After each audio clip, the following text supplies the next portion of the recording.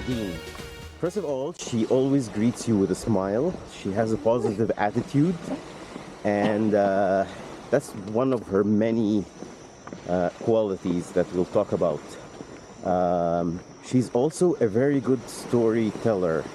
That's why I think this one is going to be nice, because whenever you ask her a question about running, she has a certain way of answering that usually involves a story that hooks you up and makes you feel like, oh, other people have been through that and I should try it as well. But I really appreciate her positive vibes that she always adds. Nadine also offers something interesting. She's a running coach, and even though she does long distances, she kind of specializes with bringing people into running. She's done a couple of couch to 5K programs, and you seem to like it. So we'll talk about that. So anyway, welcome, Nadine. Do you want to introduce yourself? Okay. To introduce myself, I'm a daughter, and a mother, and a wife, Okay. and a sister, and a friend. And I know how to introduce myself this way because of positionality statements that I have been training to do as part of my work at Waterloo. Okay. I'm also an engineer. I'm a civil engineer by training, Okay. and I'm a professor at the University of Waterloo. And I think teaching is my passion and my calling. And I think this is my job for life, so I don't expect to look for anything else beyond this. I think I'm settled. And I should also mention, I'm a mother to two kids, 18 and 13, and to Elvis, our COVID cat. We fostered him during COVID, and Nice. we failed at fostering because we adopted him. We loved him so much, we adopted him. So that's Nice. that's myself. And I live in Etobicoke, and I came to Canada when I was 18, and we stayed. But I got married in Egypt, and that was when I actually lived in Egypt for 6 years. So I did reverse immigration. Oh, And the plan was to stay in Egypt for 1 year, but it was too good. We ended up staying there for 6 years Nice. before returning back to Canada when our oldest was old enough to go to school. nice. All right, Nadine. So you told us about yourself. Now we want to hear about your running journey, how it started, where it's going, everything. Okay, my running journey, I would say, started in an attempt to try to find an activity that I could call my own. Okay. It was soon after I gave birth to my daughter. So she was born in 2011. And at that time, I was in the middle of a PhD.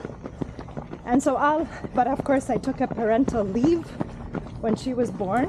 Okay. And all I was doing was cooking and cleaning and driving. And I just wanted something that was for me. Yep. And I struggled to find what that might be. I mean, I was always an active person, but I was never really engaged in a sport. My parents never really signed me up as part of any team growing up. Okay. So it was one day in 2011, we were living in a condo at the time. I said, you know what? There's a treadmill in the gym, in the lobby of this condo. I'm gonna take my daughter in a stroller. I'm gonna take something to watch. Yep. And I'm gonna go to the treadmill and do half an hour. I set it for Nice. 30 minutes. I did only 2 minutes and I was bored out of my mind. I said, I hate this. Yes. The So- treadmill. The treadmill. So the next day, I said, you know what? I really didn't give myself a chance. I'll do it again. Okay. Maybe I wasn't feeling my best the day before. Let me do it again. Okay. Went to the treadmill. I set it for 30 minutes. Maybe I did 5. And I said, that's it. I don't like it. maybe that's not the activity I should be looking for. You thought you didn't like running. I thought Okay. I didn't like running. Yeah. But then the next day, it was a nice day. It happened to be a nice day. I took my daughter in a stroller and I just went outdoors. Okay. Not a walk, not a run, but maybe just a faster run, a faster walk, a brisk walk, just like what we did. Okay. And I loved it. I said, okay, it's not running that I don't like. It's running indoors. It's the treadmill that Yes. I don't like. Yeah. So ever since then, I've never gone back on the treadmill, and I've just been doing it outdoors. So this goes back to 2011, but I needed a community. Yep. I love doing things, but it would be so much nicer if I had a group. And I didn't really have a group within my immediate friends. So I created a Facebook group, which at the time I named Heartbeat. I did not know that. Yes, I know. I don't share it, and it's not really active at the moment. Okay. It's called Heartbeat because the goal of the group was so simple. It had 2 rules. No processed sugar, and do any activity for 30 minutes a day to elevate your heart rate. Nice. Those were the 2 rules in the group. Okay. And it remained active for a few years. Gathered up to about 200 members spread across the world. There are no strangers in that group. Everybody knows somebody. Okay. And that was my group. So I was still running alone. And then we started with a 5K run. Okay. I found out there were these races. So Mississauga was my first 5K race. And then I did another 5K. And then I did another 5K. And then the family joined in these 5Ks. Sophie in the stroller, Adam by my side. And then I went up to 8K in Hyde Park. And then I went up to 10K. That's when you really got hooked. And then my family was no longer doing the longer distances, but I kept going. Okay. And then I did a half in Toronto. At the time it was called Scotia. Then I did another half. But every time I signed up for a half, I asked myself, am I ready for a full? Yeah. And every time I wasn't really ready for a full. It's green. Let's go. Wait. Morning. Yeah, I mean it's a big jump from a half to a full. But even signing up for a half was almost by fluke because I kept doing a few 10s until I felt I was ready to do the next distance. So naturally, I just go to the Toronto one because I live in Toronto. Yep. And I look for a 10K distance in the Scotia Marathon series, which is usually in October. And I couldn't find a 10. Oh yeah. So Now we know. Now we know. They only have the 5K distance and the half and the full. Oh yes. So that was the day I said, okay, let's do it. Let's go for half. That's how I signed up for my first half. Yep. It was only because I couldn't find a 10K distance. Yep. So And how did the first half go? it was amazing. It was amazing. It was downtown Toronto. I know the route.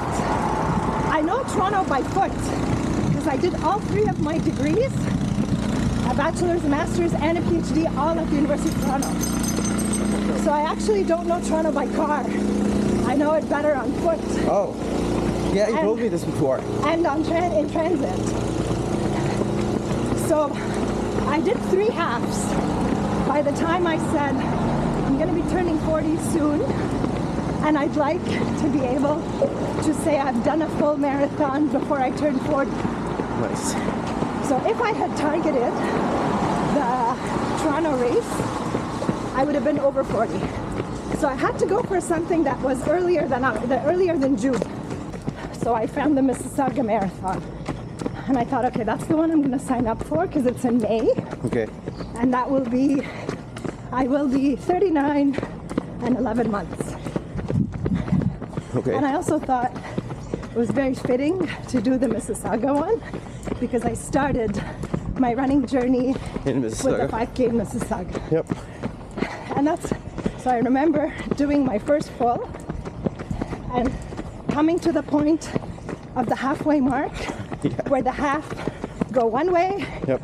and the full go the other way. And I stood there for a moment and I cried Yep. because I would have been the one joining the half. Yeah. But for the first time, I'm joining the full. And I remember an amazing quote at the beginning of the start line. So I did my first in 2017, May 2017. Okay. Hazel McCallion, who was the mayor of Mississauga at the time, she was at the start line. And by the way, the 5K race distance at Mississauga is named after her, Oh. the Hazel 5. So she said, run the first half with your mind, run the second half with your heart. Yes. And So true. She had to explain this because I didn't know what it really meant. Yep. So the first half with your mind means your mind is still intact. You're looking at pace, you're calculating your time. In the second half, your mind starts playing tricks on you because you're getting tired. It's a psychological game at this point. Correct. And that's when what drives you to the finish line is none of the math you can do for pace and distance. It's just your passion to run and to get to the finish line. Correct. That's what it meant. That's what she meant by run the second half with your heart. Exactly. I remember, Nadine, before I did my first full marathon, we had a conversation like this, and you mentioned this, and I remember that at, I think, the 37th kilometer, when, as you said, all the training was gone, all the pacing and preparation, and I remembered you told me that you will think of stopping every single meter, and you keep telling yourself, just one more. So yeah, it becomes very, I think, more mind over than matter. fitness. Mind over form. Mind over Absolutely. matter. Absolutely. But I think that's why we love the experience of long running, right? Because you conquer many things. So that brings us to 2017. Okay. And then I joined Waterloo in January 2019, and every single hobby and activity came to a stop. Yes. I was commuting to Waterloo every day. It was a faculty job that was new to me. Okay. The workload was more than anything anybody ever has described. Yep. Everything came to a halt. I didn't run a kilometer in 2019. Okay. Then COVID hit, and my commute, instead of being 1 hour, one direction, it became 15 seconds Yes. Yes. to come down to our home office. Yep. And COVID is not all bad. Teaching online was bad, but I felt like I regained my life back. Correct. I did all the activities I wanted to do and picked up new hobbies and picked up new interests. Yep. So 2020 marked sort of a second phase of that running journey because I just started running again and reminded myself how much I love running Yes. and how I shouldn't have stopped even when life got so busy. Absolutely. I think a lot of people had this experience of, even though it was scary a bit at the beginning, but we all realized that there is life beyond work. There was a quality of life that's undescribed whenever we think back at COVID times. So it was in late 2020 when I got to know Wael Fatma through hiking. Oh, really? And I remember joining these hiking groups. I didn't know anybody. Okay. And I said, is anybody interested in going a little faster? And they said, what do you mean? Just like running? Is anybody interested in road running?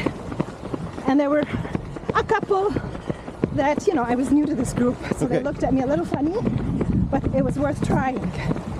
And soon after that, Agalatea was born by others who started on cycling. Okay. And then I was there to say, let's start with the running. Wait, but like Ahmed was running definitely, right?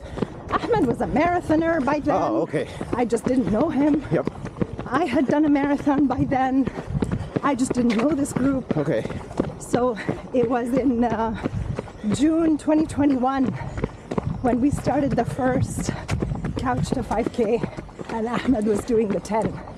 So this is the kind of birth story of Agalatea. Which you'll probably get a better story if you do your run and chats with one of them. Absolutely. But at least that was my introduction to Agalatea. Interesting. And on that day, it was June, and it was in 2021, in the height of COVID, we decided to do a running group. And I thought to myself, I've only ever been running alone. Yeah. If I were to, I'm gonna slow down. If I were to run in a group, I need to know what I'm doing. Yes. I'm now going to be responsible for other people running with me.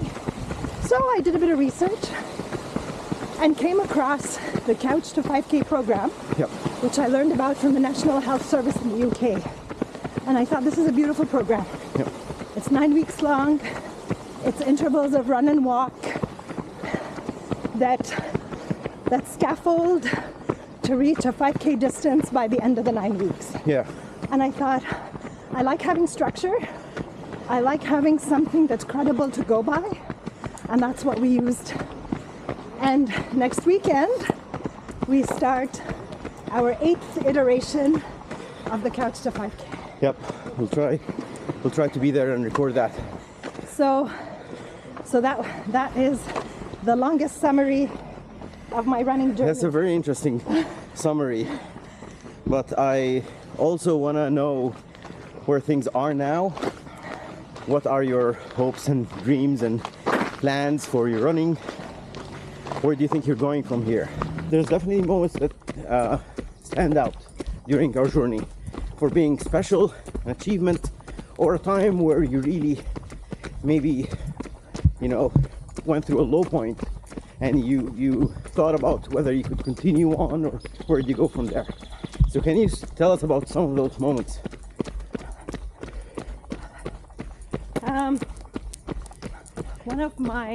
I'll start with the lowest so that I can end on a high point. Nice. One of my lowest moments in running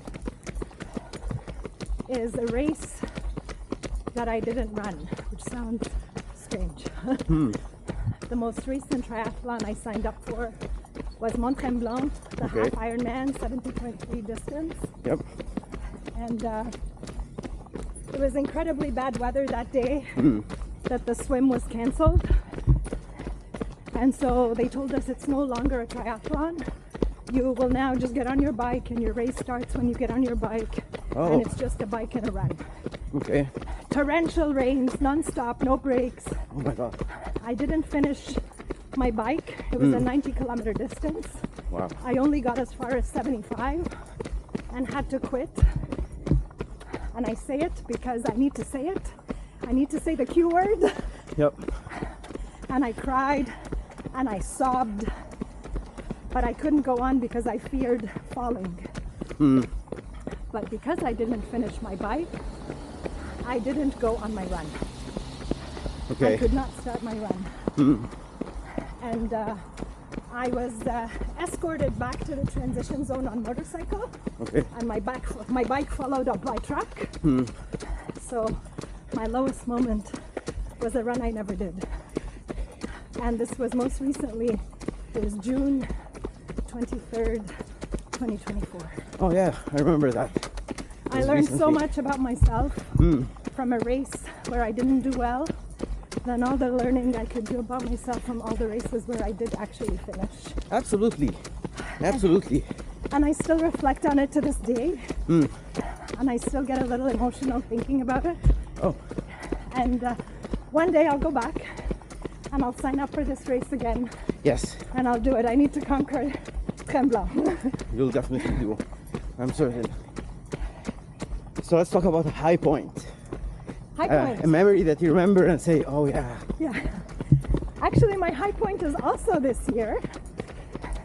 It was the Ottawa race, the Ottawa Marathon. I signed up because a lot of friends signed up. It was Ottawa's 50th anniversary. Yep. And I've been to Ottawa a few times in a professional capacity. Haven't ran in Ottawa before. Okay. And there were many friends, and they were all of them, each and every one of them, lined up to follow the 4:20 pacer. Okay. So that's the pacer that will get you to finish the marathon in 4 hours and 20 minutes. I knew that was not my pace, but I stood with the group before the start gun, and I knew that I would be following the 5-hour pacer. Okay. And I ran the Ottawa Marathon without my glasses, and I don't see very well without my glasses. Me too. So I couldn't really see my pace on my watch. Okay. I ran by feel, and I've never run by feel before. And all I wanted was to just aim for 5 hours. It'll be wonderful if I could come under 5.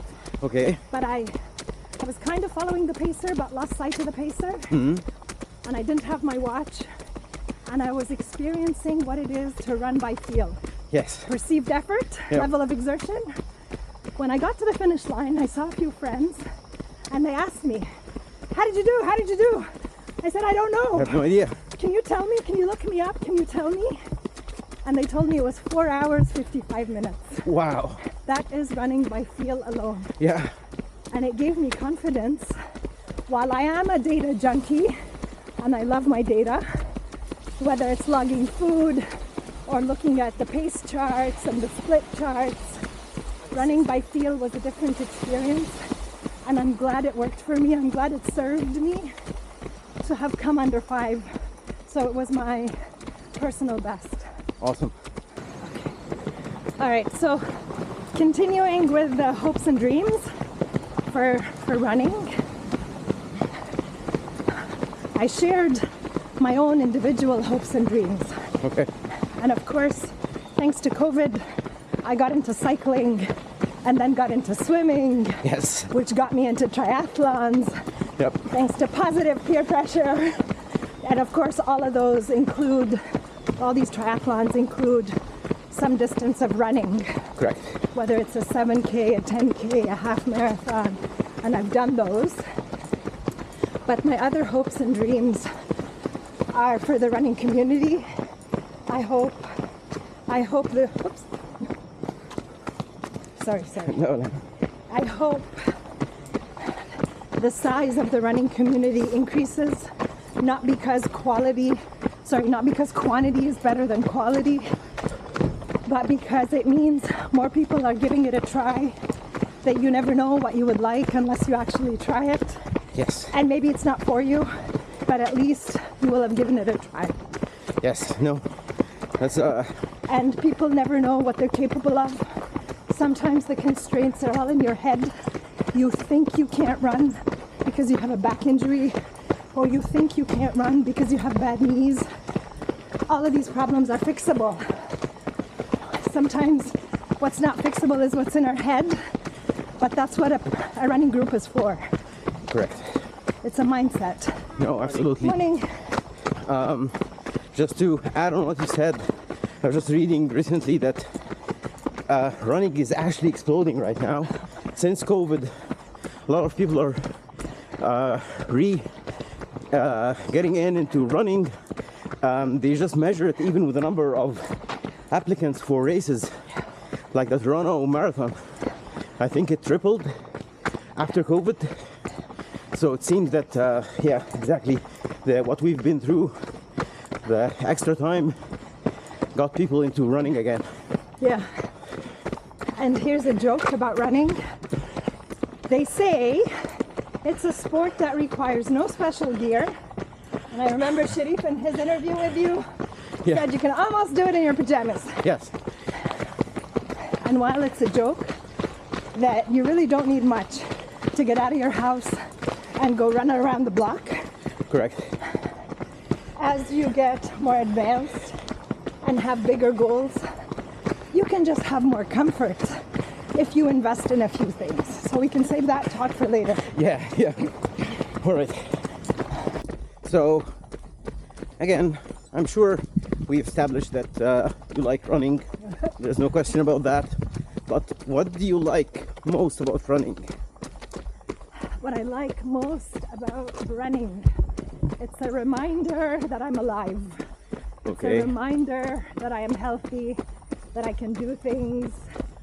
I like it because it is actually the sport that requires very little preparation. And I like enjoying life at the speed of a run. Yep. Which means it's slow enough than if you are by car or on a train. But I also like running because I do travel a lot because of my work. And my research area is sustainable cities, so I do travel to a lot of new cities. And I always like to leave my mark in every city I go to, so I try to log a run. Nice. Or maybe a fast walk in every city I visit. Nice. Okay. But what if I ask you about what you least like about running? There must be something that you'd rather do without. That's going to require a bit of thinking, even though I did prepare my thoughts for all your questions. What I least like about it, Or I let's think say, it might be what I least like about it is not necessarily something about me. I don't like the myths created around running, that it is hard and it is not for everybody and it's difficult to start. I think these are all myths, and I have a counter argument for each one of them. awesome. This is an awesome segue to the next question. I have evidence for each one of them. So I would say that's what I least like.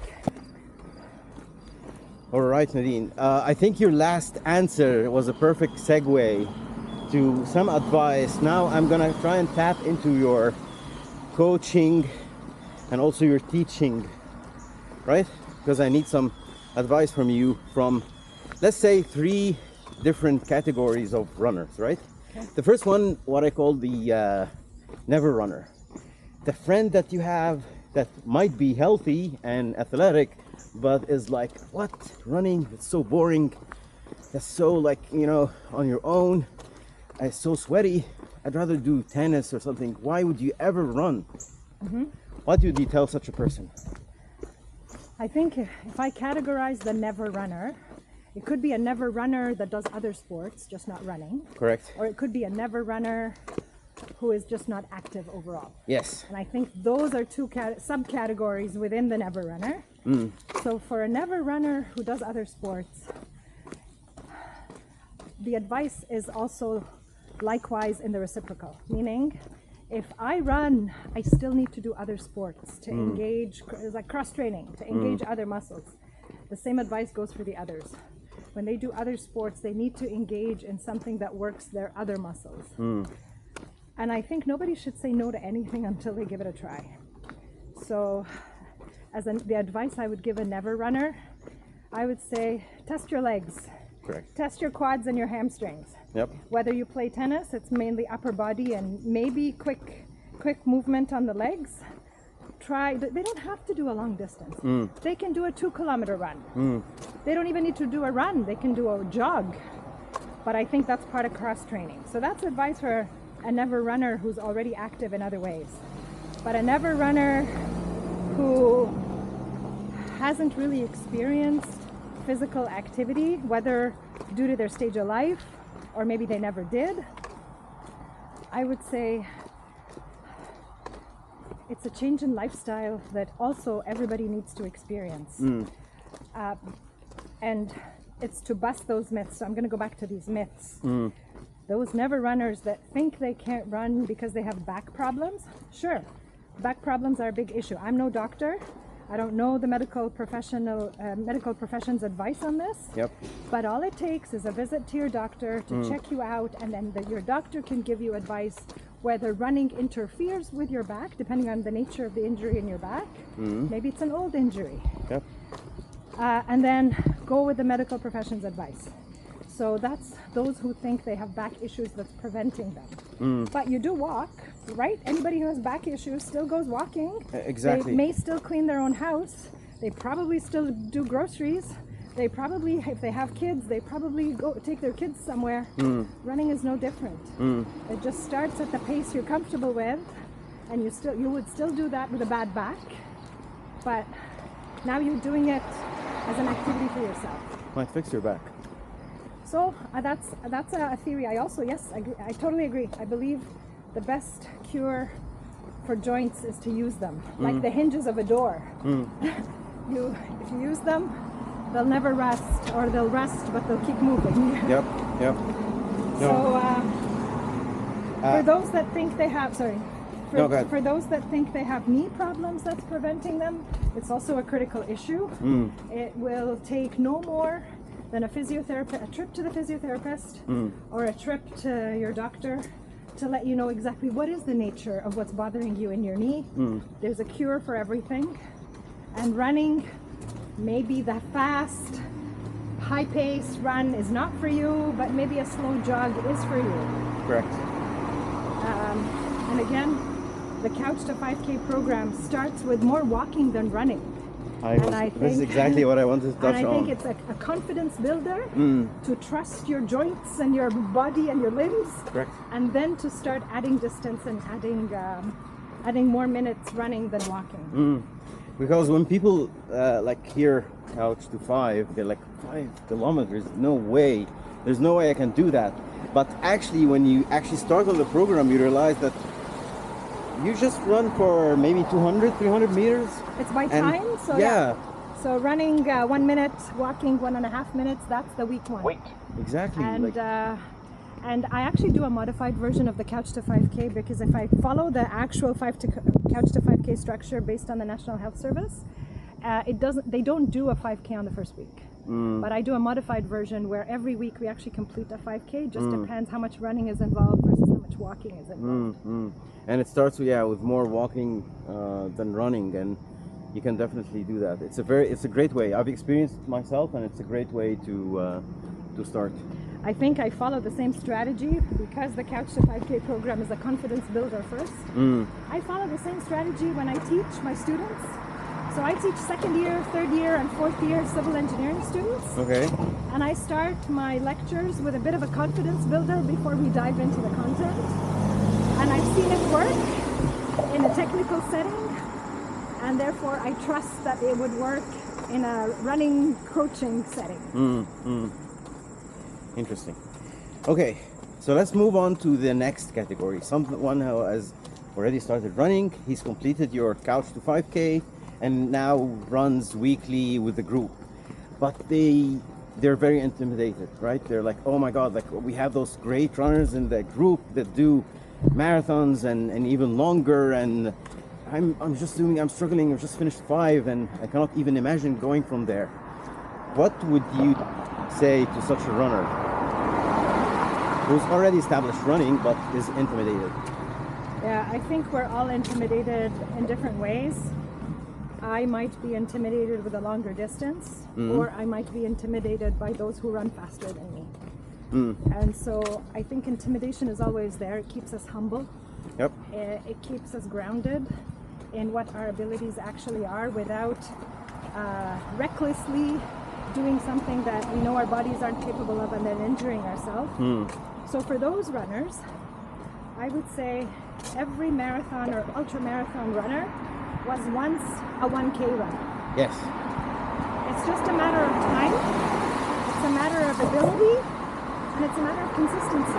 Correct. Because you can stay as a 1K runner for the rest of your life if you're not consistent. Yeah, and that's totally fine. Or if that's your wish, you just want to be the 1K runner. Exactly. Or if you're consistent, you can go all the way up to ultra distance running. Yep. But discipline trumps motivation any day. Yes, yes. Hello. I think what you've mentioned about consistency is something that I've also kind of figured out after a while, that it's not about pushing yourself very quickly to run faster, but just being consistent, putting on the miles and getting out there every week, I think has a great effect.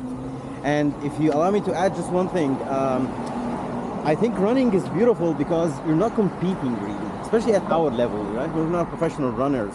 So I remember when I did my first couple of races, I felt like, what if I come last? What if like all my friends finish and I'm like, and then now I feel like it doesn't matter. You're not competing with them. You're just running the course. It doesn't matter. If you can do better than your last run, that's the whole point. When you told your running journey, you mentioned that, for everyone who's running, there comes a time when either your job interferes, your commute, family stuff happens, life happens. And there comes a time when it's really difficult to be either run or be consistent with running.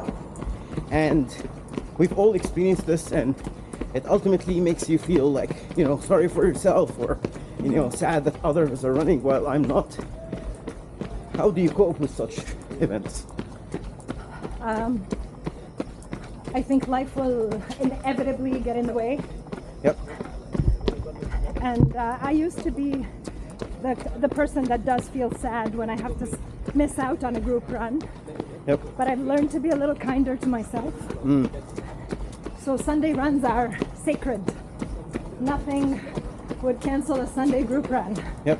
But stuff happens, and it's only out of trying to be kind to myself, to remind myself I do other things too. I am multidimensional. I'm not just a runner. I'm also a mother and a teacher. Exactly. And that's when I do skip a run, skip a workout, skip a week or two, and then know that I will always come back. Yep. But have a plan to come back. Yep. Because if you don't have a plan, then you're just wishing. Yeah, things can slip. And you need to have a plan when you know you're going through a busy time. Give yourself a deadline when this busy time will end. Okay. And give yourself a date to look forward to when you come back. Yep. I think that works for me. And the run that is done after coming back is the most beautiful run. Yep. Yep. You miss it enough to want it enough. And I think we should all give ourselves a chance to experience that.